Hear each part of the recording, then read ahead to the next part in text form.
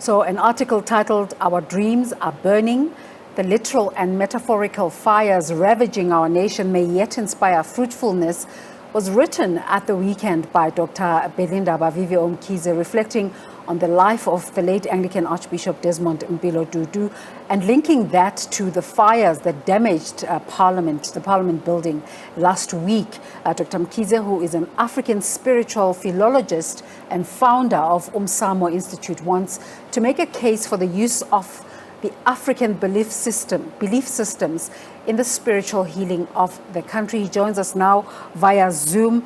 Dr. Mkhize, I know we invited you to speak about the article, but firstly, let's just bring in some live footage coming in from Pietermaritzburg as the court process continues in the succession battle for the AmaZulu throne. What are your impressions on this process? Thank you very much, Desiree. I think in this process, as I actually said in a number of media interviews, is that it's going to be a very interesting thing. And also, I respect the judge that is actually residing in this case, because he's a well-known person when it comes to customary issues. He has published some books on it. And really, it's something new, because we have to differentiate two things here. The first one, we are dealing here in the space or field of what I would say it's the South African family law versus the law of the family. In other words, if you put it in Zulu, umthetho womndeni versus umthetho wesintu. Now, here we find the wife saying, look, all the other marriages that came after me, they are null and void. And also, I need 50% because I was married in community of property, which is fine. Each and every woman who was married in community of property, yes, the principle of the community of property must apply. But the issue about the other marriages is another story. And the people who are actually challenging, it's another story, because you cannot be Chauke. And then when you are married to Mutswana or Mutsuana or whatever the case may be, and then you come back and then you get involved in the Chauke's family issues. You cannot in our African tradition. That is why I'm saying it's something new, and we're going to see how is the whole thing going to unfold. Just from hearing what you say, it brings up so many issues. It's like they say about peeling the onion, all those layers. Now, there's this issue of uMadlamini asking the courts asking the judge to recuse himself because he presided over one of the marriages. How do you see that panning out, just in terms of legal analysis? Look, from what I've heard, I think that has actually been dismissed. I'm not too sure. But you see, it depends. Why is she saying that? If now she is only saying that because he presided in one of the wives' marriages, and maybe he might also have the interest or whatever the case may be. Therefore, to me, I think it's not a very sound argument that she can present. Maybe we can say, okay, fine, let the judge be recused, in other words, particularly for an issue concerning that particular woman, but preside for the other women. But which is also a problem, that you cannot separate one man's wife, because when actually, you see, in the royal family, there is what we call the royal council. We are dealing here not with an ordinary family. We're dealing here with a family which has got a council where the king was actually advised when he actually married all these wives. And also, there are actually precautionary steps of which I think they were actually looked at and into, and also were thoroughly analyzed. So to me, it's a very weak argument that she's trying to present in court. Interesting that you say it's a weak case, but there's two elements here. On the one hand, it's the recognition of her marital status. On the other hand, it's the succession battle. How should we be dealing with both separately? Okay.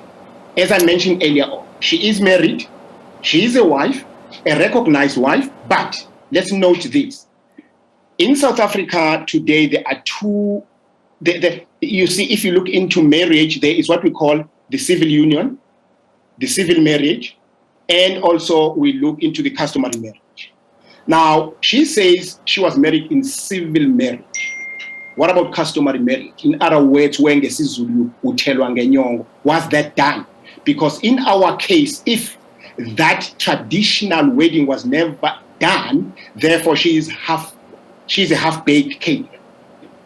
Therefore, she can argue, but at the same time, the judge, as I've said, that he is an expert in customary marriage, can actually bring that on the table and argue that, because customary marriage as well is now recognized in the country.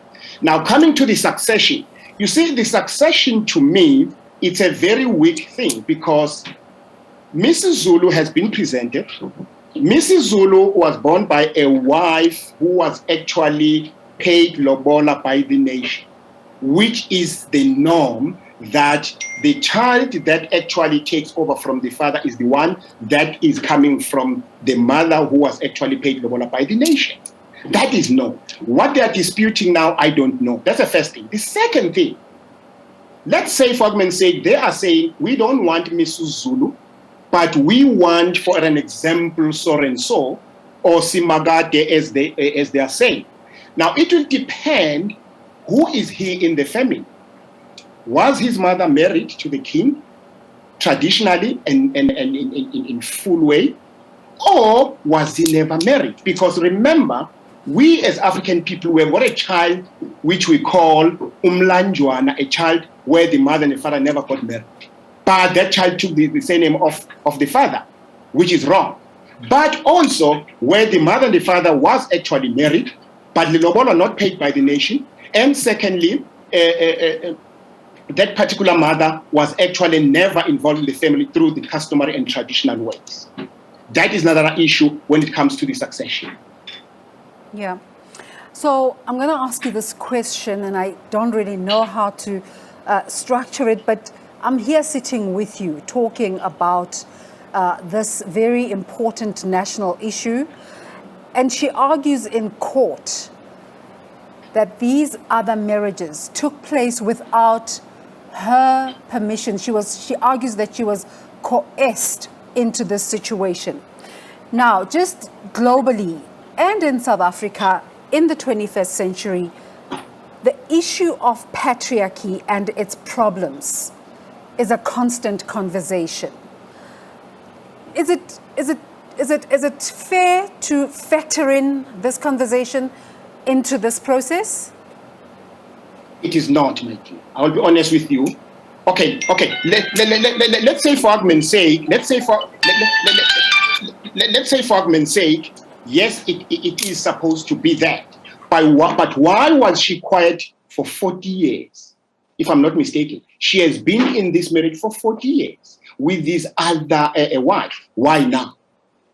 And secondly, even though therefore it qualifies or not, to me, the major issue is that she was actually quiet, and as she was quiet, why therefore now she wants now to say, I want 50%. Okay, fine. Let's give her that 50% because she was married in income to property. Why is she not saying, yes, fine, I am happy, I'm taking 50%, and that's it? Now, you raise a very interesting issue of patriarchy, that there's always an argument she was never consulted or whatever, of which I doubt. She can bring it now, but on to find maybe if the king was there, the king would say, but I discussed it with you. And also, where are the family members? Because when you take Istenbu, you consult your family, you consult the wife. Well, there are cases where it's abused and where there is dictatorship or whatever, but this needs to go back to the family, and the family discusses it and presents it to the court. To me, for the whole matter to be taken to court is wrong. I think the family, the Undlunkulu, with all their members concerned, they should have discussed this as a party, as their own confidential thing, and come back to the public and say, this is what we have discussed. Let's go back now to the reason why we called you through about the article talking about our dreams burning. You used some really strong words in the article where you really, what you're saying is you are honoring the memory of Archbishop Desmond Tutu, but also juxtaposing that to the burning of Parliament. And I just want to look at some of the words you used. You say, having buried Tutu and burnt our Parliament, the logical thing to do is to rediscover our collective soul and vision as we rise from the ashes. Also saying that the destructive fire must not define our future and hold us hostage. And also talking about all these things, saying we need to go back to ubizo lwabadala, an ancestral calling that transcends disciplines, professions, and talents. Have you lost hope in the ability of politicians to find solutions for the country? Definitely. Desiree, there's what I call the mystery of the spiritual greatness in human beings. I'll repeat that. The mystery of the spiritual greatness in human beings. Now, Desiree, my belief is that as I'm sitting here, it's not me who is sitting here. It's somebody who is in me, the spirit, of which I don't know who is that particular spirit. Let me give you an example for argument's sake of the greatest people. What made Mandela and his team to be so strong and also be prepared to die for us, and also went to jail? And what actually made them not to be hanged? If there is somebody who can tell me the reason for that, I'll be very happy.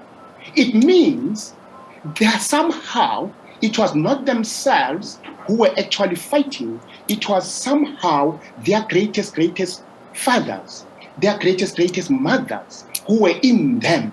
And also another thing, why all of them? If not all of them, most of them died after 90 years. Because in our African tradition, we have Ikhehla and Ikhegu. Ikhegu, it's a man who is beyond 80, a man now who can communicate with us this side and see the things on the other side. If he speaks those things, we say he's starting to be what?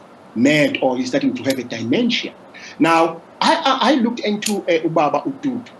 Tutu, for instance, if you read, and you have been following him in the early ages, he started to go for teaching. And all of a sudden, because he was inspired by Trevor Huddleston, who used to take off his hat whenever he meets him and his mother. And then Tutu was shocked and saying, why this white man is doing this, which is our own African thing? And then later on he was inspired and he went to study for what? To become a reverend.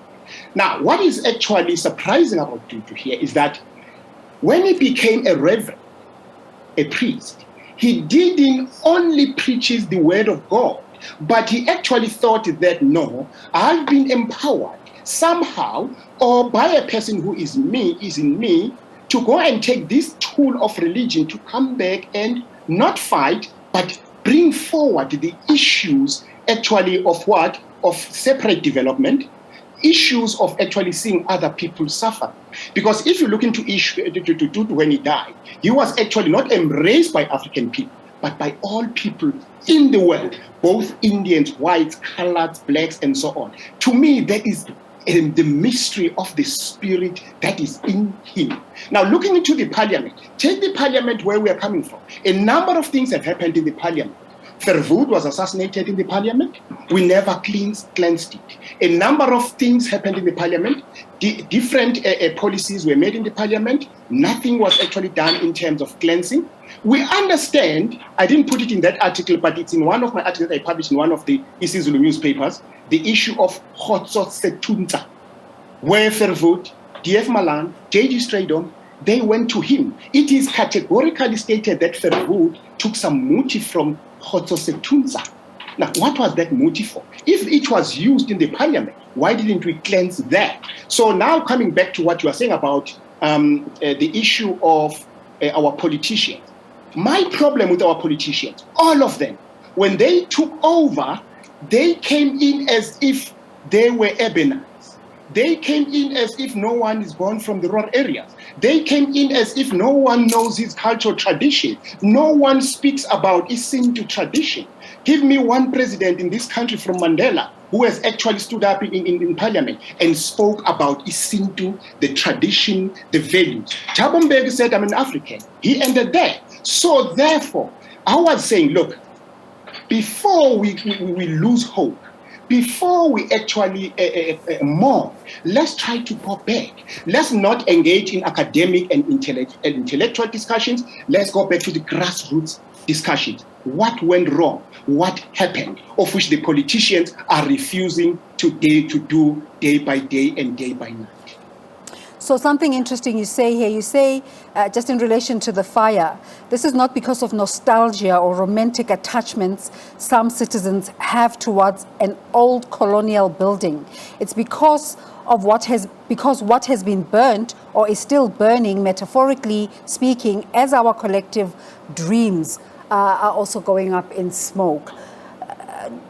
What are your thoughts about the burning down of Parliament, as you say, nostalgia or romantic attachment to some colonial building?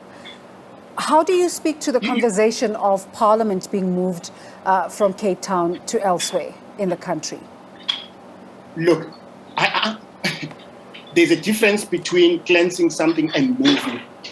If we move the Parliament, we won't be moving the Parliament. We will be moving the operations, but those operations are still talking about something that was actually discussed and decided somewhere under a particular framework. All what I'm saying is we can move the Parliament to Johannesburg, we can move the Parliament to Cape Town, but we are moving the processes and the procedures and work. But we haven't moved in terms of cleansing. Now, let me give you an example for argument's sake. Look at the rains that are happening now. Have you ever seen raining for 2 months, December and January? It's because nature is actually cleansing itself. The country was bent down, and also those ashes needs to be cleansed. So that is another story that we have to look into. So for me to move the Parliament won't make sense. For me to go and do the sauna in the Cape Town Center or hall or whatever, it doesn't make sense. Let's get into the reality. Let's discuss this issue as grassroots people, as African spiritual people, with the understanding that we have got those spiritual greatness. If I'm saying romantic and whatever, you see, we are actually not denying what the Afrikaners did. It was, yes, good and bad, but actually they built that Parliament. That Parliament was for all of us, and it is where Mandela started. It is where actually the Parliament is sitting at this point in time. It is our own dream where we think that the country will prosper through the discussions in that Parliament. We are seeing a Parliament where there's both black and white and so on. There is no racial issues or whatever the case may be. So that is what I'm trying to say, look, the problem that we'll do as politicians, we will start saying this and this and this instead of saying, guys, listen, let's not lose hope. But instead of that, let's do a reintrospection into our own selves. So you say we must use African belief systems of healing and spirituality in looking at a temperature born of betrayal and an utter neglect of the most vulnerable citizens, the poor, the unemployed, and the homeless. And you say when the political and moneyed elites continue being oblivious to the pandemics of grueling poverty and structural socioeconomic injustice, we must find new ways of listening to and reading the heat of the land. You continue to use this metaphor of fire and heat. Why was this important for you? Let me give an example here, Desmond. You know, the African-speaking people, they took 4 things and they installed those 4 things into the minds of their children. The first one was the land, the Galdi, the Da, and Hot. Those 4 things. Whenever they were actually doing the great trek, they will talk about those things. They will talk of the Muddertal, May Mudderland, May Galdir, and they will talk about Hot.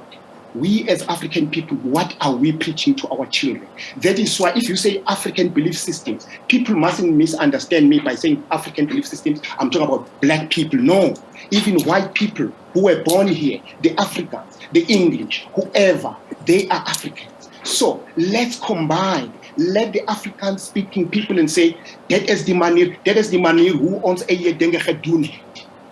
And then we learn from that. And then the Tswanas, the vendors, the Xhosas, the whatever, rather than to talk about interfaith. So therefore, I'm saying to the African people, let's forget about the fire. Let's forget about the death of the... But let's combine the efforts. Let's combine what God gave us together. Let's combine what actually a vendor was given, a baby was given, a Zulu, a Xhosa, a Tswana, and Africans, you know, all those kinds of people. That is my argument if I'm talking about African belief systems. Maybe the word belief is not right. Maybe we can say our own African spiritual systems as we inherited from our own forefathers. So you say we need a fire that heals and feeds, and this is how I'm going to close off our conversation, just asking you, what needs to be done going forward? We've just come out of local government elections last year that just laid bare the divisions in our country and the indecision and the displeasure of South Africans at some of the activities of government. What should be done going forward, and how can spiritual systems, belief systems, African belief systems, help us to bring about these solutions? Good. The only way to go forward is to forget about academic discussions, is to forget about intellectual discussion, intellectualizing. We must actually speak at grassroots. We must go to the elderly people.